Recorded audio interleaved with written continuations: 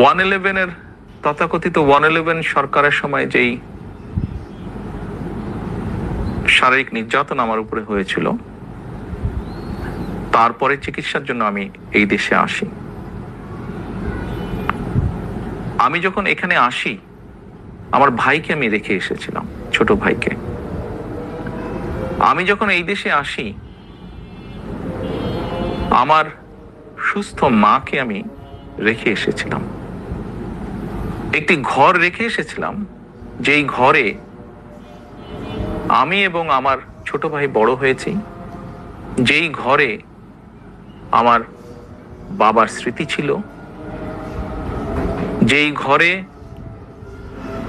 আমাদের দুই ভাইয়ের সন্তানরা জন্মগ্রহণ করেছিল, যেই ঘরে আমার মায়ের বহু স্মৃতি ছিল,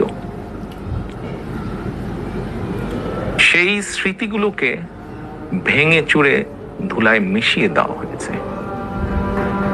যে ভাইকে আমি রেখে এসেছিলাম, সেই ভাই এখন আর নেই। যে সুস্থ মাকে রেখে এসেছিলাম, সেই সুস্থ মা এখন সুস্থ নেই। শুধু অসুস্থই নন, ওনার উপরে মানসিক এবং শারীরিক নির্যাতনও করা হয়েছে।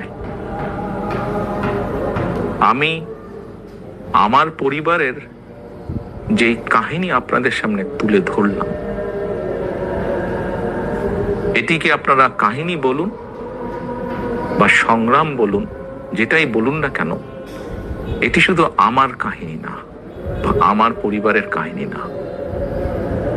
এরকম কাহিনী বাংলাদেশের শত না হাজার হাজার পরিবারের, বা যেই পরিবারের বাবা, যেই পরিবারের ভাই, যে পরিবারের স্বামী, তার ঘর বাড়ি ধ্বংস করে দেওয়া হয়েছে, হ্যান্ডকাফ পরা অবস্থায় হাসপাতালের বারান্দায় মারা গিয়েছে, তা না হলে হ্যান্ডকাফ পরা অবস্থায় জেলের ভিতরে মারা গিয়েছে,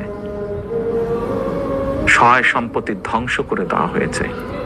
এই সকল অন্যায়, এই সকল হত্যা, এই সকল নির্যাতনের জন্য যারা দায়ী, যারা এইসবের হুকুম দিয়েছে, তাদের প্রত্যেকের বিচার হতে হবে। এটি প্রতিশোধের কোনো বিষয় নয়, এটি ন্যায়ের কথা, এটি আইনের কথা। অন্যায় হলে তার বিচার হতে হয়। কার সম্পর্কে কি মনোভাব সেটি গুরুত্বপূর্ণ নয়। এখানে একটা বিষয় আলোচনায় এসছে যে যারা অপরাধী তাদের বিচার হবে, কিন্তু দল হিসেবে আওয়ামী লীগ তাদের রাজনীতিতে অংশগ্রহণ করতে পারা না পারার প্রশ্ন। বিএনপিরও অনেক নেতা অনেক সময় বলেছেন যে কোনো রাজনৈতিক দলকে নিষিদ্ধ